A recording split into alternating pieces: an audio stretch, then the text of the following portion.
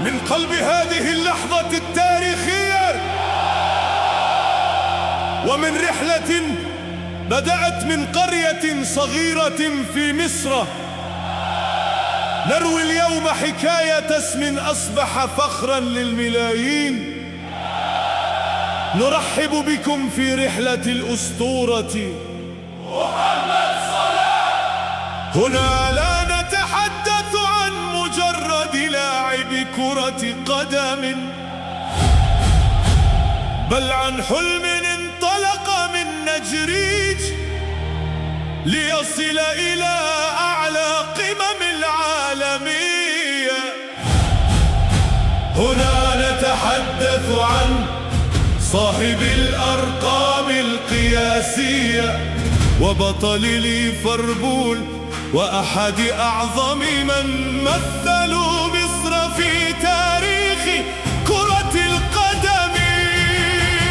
من نجريج إلى أوروبا، ومن حلم طفل صغير إلى أسطورة يفتخر بها العالم كله. هذه هي حكاية محمد صلاح.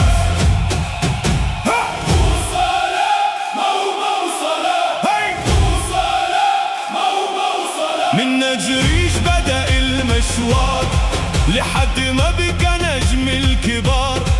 كان طفل بيجري ورا أحلامه، شايل أمله بين أيامه.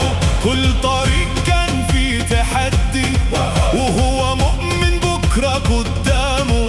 سافر بعيد وشال همومه، والكل كان بيختبر عزومه. وقعوا كام ألف مرة لكن عمره ما خان نجومه.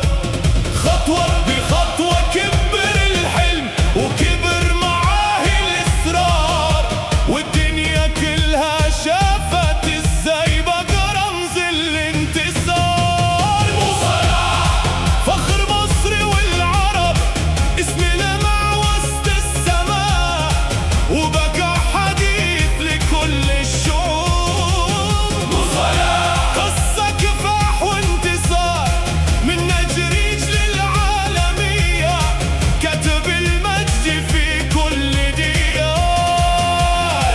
في رمسات بصمة كبيرة والجمهور حافظ له السيرة. ومن بعدها ليفربول فتح له أبواب الشهرة الأخيرة. انفيلد هتف باسم عالي والأحلام بقت قدامي وقدامك. سجل أهداف بالمئات وخلى التاريخ يسلم عليه. حدث ذهبي مرة واثنين وارقام سابقة بسنين، وافضل لاعب في انجلترا وبطل وسط الملايين. مو صلاح ملك في أرض الملاعب، كل ما يعد موسم يزود أمجاد ومكاسب. مو صلاح أسطورة جيل وكيان، رفع راية مصر عالي في كل ملعب وكل مكان. شامبيونز ليج رفع كاسها والدور الإنجليزي نادى، وكان ده واحد من أعظم اللي لعبوا في تاريخه وزمان. ورجع مصر للمونديال بعد غياب سنين طوال، وهدف الكونغو لسه عايش في قلب شعبه في كل مجال. مش بس لاعب مشهور، دي حكاية صبر وإيمان ونور بيهتم